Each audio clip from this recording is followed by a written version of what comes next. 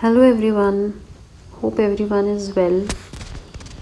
सो दोस्तों, आज कोई स्पेसिफिक टॉपिक नहीं है जिस पे हम बात करें, लेकिन यस मैं ज़रूर ये आपसे शेयर करना चाहती थी कि कई बार जाने अनजाने हम अपनी इस जर्नी में, क्योंकि जैसे नाम है journey, it is a process.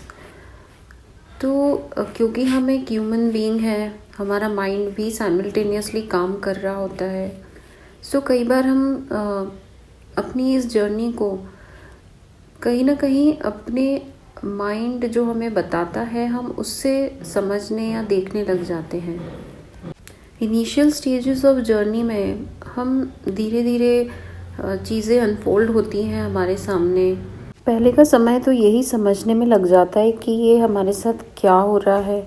इस जर्नी का नाम नहीं सुना होता, फिर अचानक कोई वीडियोस पॉपअप होती हैं, किसी सोशल मीडिया प्लेटफॉर्म से हम कनेक्ट होते हैं और हमें पता चलता है कि हम इस ट्विन फ्लेम जर्नी में हैं। सो वहाँ से जैसे जैसे हमारे पास नॉलेज आती जाती है इससे रिलेटेड, तो हमें समझ आता है कि हमें इनर वर्क करना ज़रूरी है।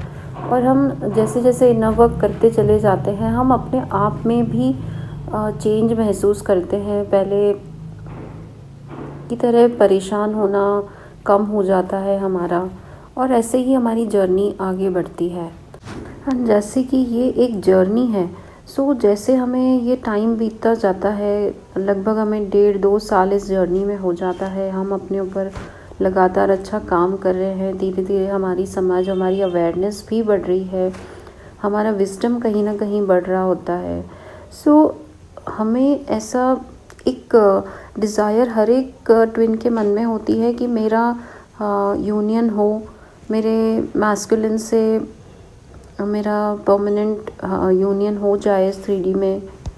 सो यहाँ कहीं ना कहीं इस यूनियन की डिज़ायर में हम चीज़ों को जब सुनने समझने लग जाते हैं, थोड़े अपने इमोशंस पे हमारा कंट्रोल आ जाता है, तब जाकर के हमें लगता है कि अब हमारे लिए चीज़ें जल्दी होनी चाहिए या फास्ट हम चीज़ों को वर्क कर लेना चाहते हैं। क्योंकि ये हमारी हर एक ट्विन की ये डीप डिज़ायर होती है कि उसका परमानेंट हार्मोनियस यूनियन हो अपने काउंटर पार्ट के साथ। So at that point of time we try to rush things, और ये भी हम जानबूझ के नहीं कर रहे होते, ये हमारे दिल में एक बहुत डीप डिज़ायर होता है, वही हमसे ये करवाता है। सो हमें अपनी चीज़ों को, अपने इनर वर्क को, या जो भी वीडियोस या जो भी गाइडेंस, जो भी मेंटोर्स से हम कनेक्ट करते हैं, तो हम उनसे चाहते हैं कि जल्दी से जल्दी हमारी चीज़ें वर्कआउट हो।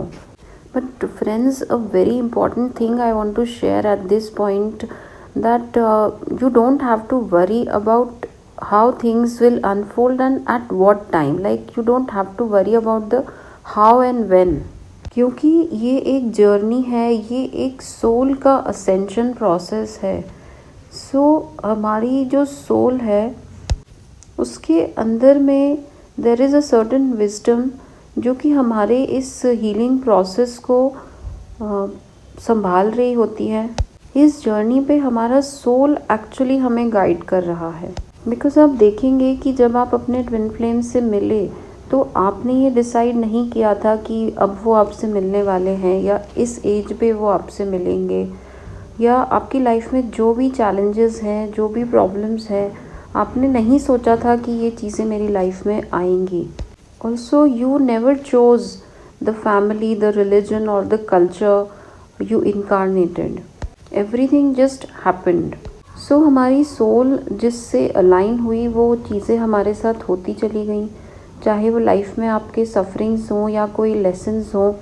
आपको ये चैलेंजेस, ये लेसन्स आपको और ज़्यादा वाइज़र बनाकर आगे बढ़ाते हैं। सो जो कुछ भी आपकी लाइफ में चल रहा है या हो रहा है, उसे आप चूज़ नहीं करते, उसे आपकी सोल चूज़ कर रही है।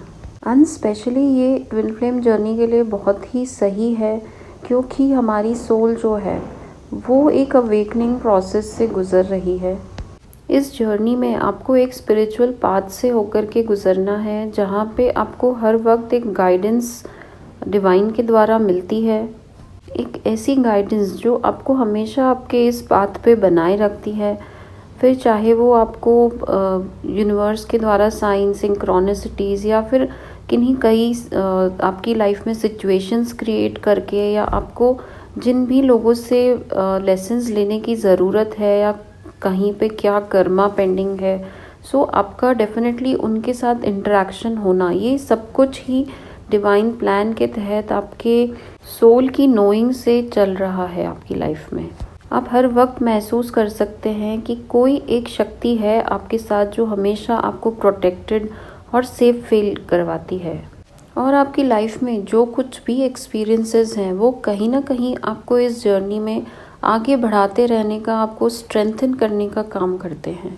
सो अनजाने में ही सही, अगर आपका माइंड आपको किसी तरह की नेगेटिविटी में लेकर आता है, कोई एक डेस्परेशन की एनर्जी क्रिएट होती है जहां आप अपने काउंटर पार्ट को 3D में मैनिफेस्ट करना चाहते हैं और आप ऐसा समझते हैं कि उनके आने से आप खुश हो जाएंगे, एंड फॉर दैट रीज़न आप कहीं से भी कुछ सुन करके और ये जान लेते हैं कि डिटैचमेंट प्रैक्टिस करने से हमारे मैस्कुलिन लौट आते हैं, और आप अपने आप को फोर्स करते हैं इस डिटैचमेंट को प्रैक्टिस करने के लिए।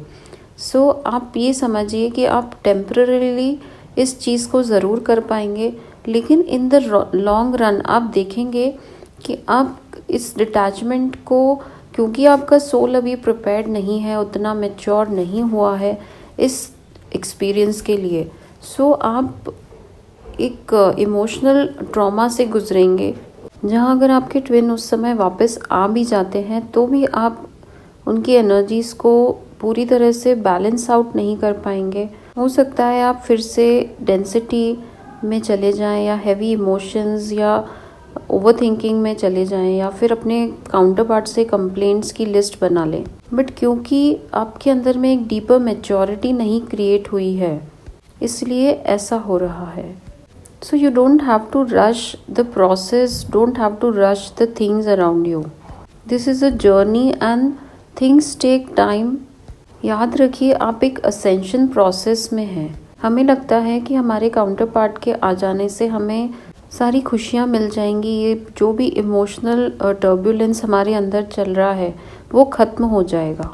बट ascension का मतलब होता है हायर कॉन्शियसनेस में जाना, और इसके लिए अभी जो करंट आपका स्टेट ऑफ माइंड है, जो आपने जो कुछ भी इस 3D में बना रखा है, वो जब तक कोलैप्स नहीं होगा, आप अपने भीतर, अपने अंदर डीपर नहीं उतरेंगे, अपने अंदर की उस डार्कनेस को एक्सपीरियंस नहीं करेंगे, तो आप ऊपर लाइट की ओर कैसे बढ़ेंगे।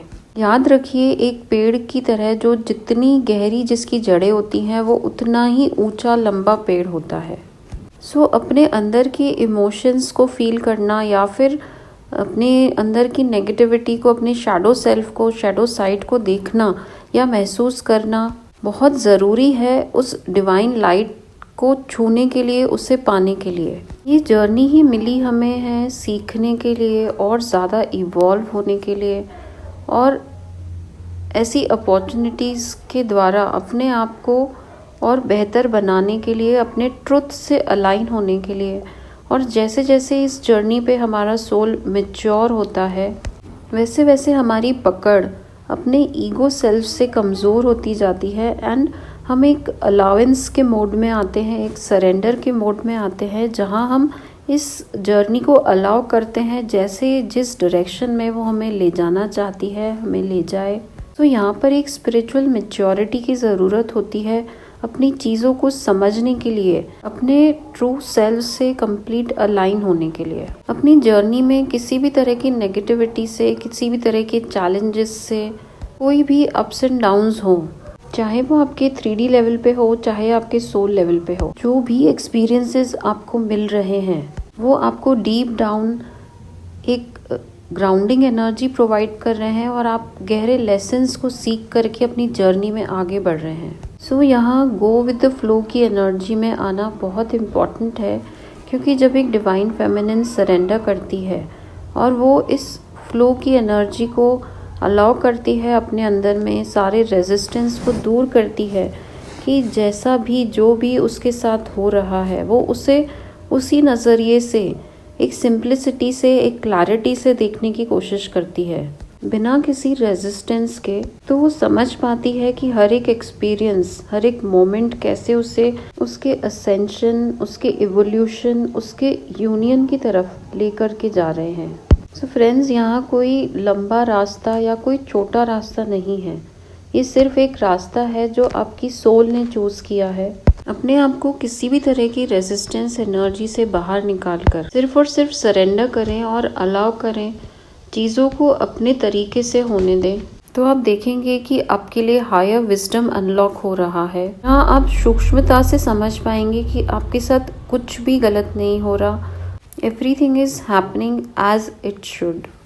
अपनी आत्मा की आवाज़ को सुनने की कोशिश करिए और अपने माइंड की बताई हुई बातों से जो भी कंफ्यूजन आपके अंदर में क्रिएट हो रहा है उसे रिलीज करिए। फ्रेंड्स, सब कुछ बहुत सिंपल है। हमारा माइंड ही कई बार सिंपल इजी चीज़ों को कॉम्प्लिकेट कर देता है। सो इस जर्नी में सब कुछ ही डिवाइन के अकॉर्डिंग चल रहा है। इस बात को बहुत गहराई तक समझ लेने की ज़रूरत है। यकीनन आपने अपनी इस जर्नी में एक्सपीरियंस किया होगा, स्पेशली जिन्हें 1.5-2 साल से ज़्यादा हो चुका है इस जर्नी में, कि आप कितना भी रोए धोएं, परेशान हो, इमोशनली डाउन फील करें, नेगेटिव फील करें, लेकिन दोबारा से आप इसी रास्ते पर, इसी पाथ पर आगे चलने के लिए फिर से एक बार उमंग के साथ खड़े होकर के आगे बढ़ते हैं, अपना कदम बढ़ाते हैं। सो दोस्तों, होता वही है जो डिवाइन चाह रहे हैं। सो हम अपने अंदर में ये रेजिस्टेंस की एनर्जी को क्रिएट करके और अब खुद ही अपनी चीज़ों को डीले कर रहे हैं। सो फ्रेंड्स, एक ईज़ की एनर्जी में आए, अपने आप को ईजी रखें, चीज़ों को सिंपल रखें, और आपको जब भी कोई चीज़, कोई नेगेटिव इमोशन परेशान कर रहा है तो उसे रेजिस्ट ना करें, उसे एक्सपीरियंस करें और देखें, समझने की कोशिश करें कि वो आपको क्या सिखाना, समझाना चाहता है। वो डेफिनेटली आपको एक आगे का लेसन, एक नई चीज़ आपकी लाइफ में इनकलकेट करने के लिए ये इमोशन या ये नेगेटिव एक्सपीरियंस आया है। फ्रेंड्स, ना मैं ना कोई और आपके जीवन में हो रहे नेगेटिव एक्सपीरियंसेस को या आपको हो रहे दुख को कोई कम या ज़्यादा कर सकता है, लेकिन आप अपने पर्सपेक्टिव को चेंज करके उन चीज़ों के, उन एक्सपीरियंसेस के प्रति अपने पर्सपेक्टिव को, अपने एटीट्यूड को चेंज करके ज़रूर अपनी लाइफ में खुशियाँ ला सकते हैं। सो आई होप आप समझ पाए हैं मैं आपको क्या एक्सप्लेन करना चाहती थी। सो अपने अंदर से ये रेजिस्टेंस की एनर्जी को रिमूव करके और अपने इस डिवाइन पाथ ऑफ एवोल्यूशन पे आगे बढ़ें, अपने यूनियन को रिसीव करें।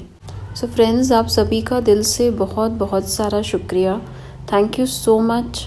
Stay happy, stay blessed.